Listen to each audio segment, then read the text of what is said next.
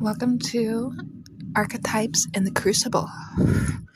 Astrology as a map of psyche, trauma, and the developed self. Astromancy 701, final examination essay, candidate Professor Piscean. Topic: using the astrological framework, elucidate the construction of the persona, the astrological signatures of psychological distress, and the specific imprints of familial trauma, including narcissistic abuse and parental divorce. Support your thesis with reference to archetypal principles. The natal chart as a psychic blueprint. Astrology and its highest application is not a deterministic prophecy, but a profound symbolic language describing the architecture of the psyche. The natal chart is a mandala of potential, representing the complete self with its innate gifts, its core challenges, and the karmic soil from which it grows. This essay will argue that the concepts of the alter ego, mental illness, and childhood trauma are not merely seen in the chart, but are intrinsic to its dialectic process. They represent the planetary archetypes in states of distortion, conflict, and ultimately integration. The evidence for this lies in the consistent correlation between planetary symbolism and Jungian psychology, a confluence noted by thinkers like Liz Green and Howard Sasportas, whose work forms the bedrock of modern psychological astrology. The alter ego, the shadow, and the supernova. Every zodiac sign possesses a latent potential, an alter ego that emerges either through conscious integration of the shadow or through stress-induced inflation. This is not a separate personality, but the latent power of the sign's polar opposite on the zodiacal wheel, via the axis theory, or the expression of its planetary ruler where unconstrained. Aries, ruled by Mars, the alter ego is the strategist Libran shadow. The brash warrior becomes a diplomat, mastering the art of harmony and cooperation, but when inflated, becomes passive-aggressive and indecisive. Taurus, ruled by Venus, the alter ego is the alchemist, Scorpio shadow. The steadfast materialist becomes a transformative agent embracing change and psychological depth, with the inflated shadow manifesting as obsessive possessiveness. Gemini, ruled by Mercury, the alter ego is the sage, Sagittarian shadow. The scattered communicator seeks a unifying philosophy, speaking profound truths. The distorted ego becomes dogmatic and preachy. Cancer, ruled by Moon, the alter ego is the sovereign Capricorn shadow. The nurturing parent becomes the capable ruler, establishing boundaries and public structure. The inflation leads to cold, controlling, authoritarian behavior. Leo, ruled by Sun, the alter ego is the visionary Aquarian shadow. The individualistic performer merges with the collective, innovating for the group. The distortion creates a detached, rebellious eccentric who refuses authentic connection.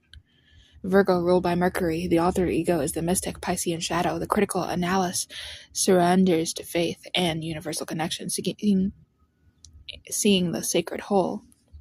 The shadow inflates into escapism and a refusal to engage with practical reality. Evidence. This concept is supported by Dane Reuter's concept of the astrology of personality, where the sign's opposite point on the horoscope represents the pull of the future, the unlived life that must be integrated for wholeness. Astrological signatures of mental illness and trauma.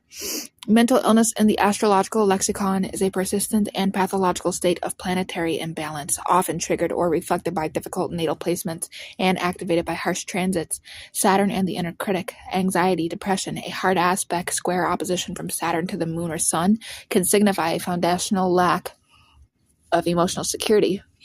Moon, or a crippled sense of identity. Sun.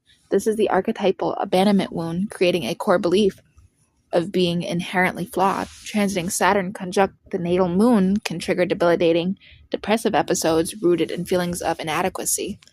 Neptune and dissolution. Psychosis, addiction.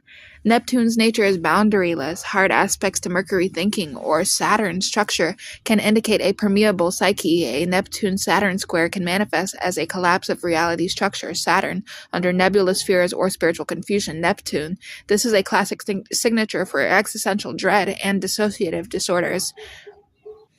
Pluto and the abyss, complex PTSD, trauma disorders. Pluto symbolizes the unconscious, power, and violation. Pluto in hard aspect to the moon, especially in the fourth house, childhood home, is a primary signature for childhood trauma, often involving a power dynamic with a parent, sexual abuse, profound control, narcissistic engulfment. The psyche is forced into a pattern of death and rebirth from a young age. Evidence. The works of Liz Green, particularly Saturn, A New Look at an Old Devil, and the Inner Planets, provide extensive clinical astrological correlation, demonstrating how these planetary principles manifest as psychological complexes. The parental imprint, Saturn as father, Moon as mother. The astrological model traditionally assigns the Sun and Saturn as symbols of the father principle and the Moon and Venus as symbols of the mother principle. The narcissistic mother. This is often seen through a afflicted moon, particularly in hard aspect to Pluto, controlling, consuming, Saturn, cold, critical, or Neptune, enmeshing, victimizing. The moon represents one's needs and capacity for nurturing. A square from Pluto can indicate a mother who used emotional manipulation as a tool of control, creating a child who believes their needs are a source of danger. The mother may be experienced as the devouring mother archetype. The narcissistic father. This is typically seen through a afflicted Sun or Saturn. A Sun in hard aspect to Pluto speaks of a father whose identity was based on domination, crushing the child's own sense of self. Sun, a Saturn squared to the personal planets like Sun, Moon, Mercury, and Venus, can indicate a father who is critical, withholding, and conditional with his approval, instilling a lifelong performance anxiety. The child learns they must achieve to be worthy of love.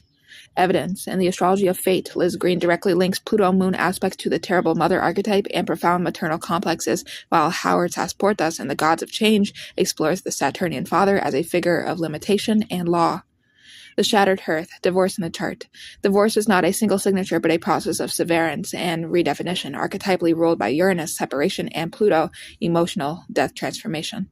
Natal indicators. A fourth house home family under stress, like Uranus or Pluto in the fourth, or the fourth house ruler in hard aspect to these planets, can indicate a foundational instability in the home environment.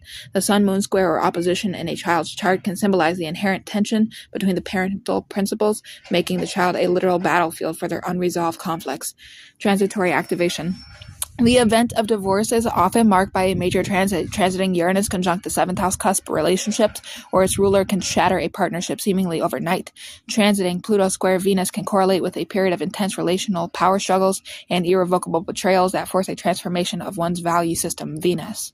The child's experience. For the child, this is a 4th house home and moon security event. Transiting Saturn over the IC 4th house cusp often coincides with the imposition of a new, harsher reality and loss of childhood innocence. The child's chart will internalize this as a wound to their sense of security, often manifesting later in life as commitment issues, Uranus in the 7th, or a deep fear of abandonment, Pluto-Moon aspects. Evidence. The correlation between Uranus transits and sudden separations is a well-documented phenomenon in transit analysis, as outlined in texts like Planets in Transit by Robert Hahn. The 4th house as the foundation of the psyche is a cornerstone of locational astrology. Conclusion. From fate to freedom. So the natal chart, therefore, is not a life sentence, but a diagnosis of the soul's curriculum. The alter ego is the integrated self. The mental illness is a cry from a distorted archetype. The trauma is the signature of a necessary, if brutal, initiation. The abusive parent and the divorce are not fated events written in the stars, but their psychological impact is perfectly described by the symbolic language of planetary dynamics. Astrology's great power lies not in predicting catastrophe, but in marking the unconscious conscious. By understanding Saturn's criticism, we can disarm the inner critic. By acknowledging Pluto's wounds, we can stop reenacting them. The chart shows the battlefield, but it is through awareness that we achieve the alchemical transformation of lead into gold and the wounded child into the integrated adult.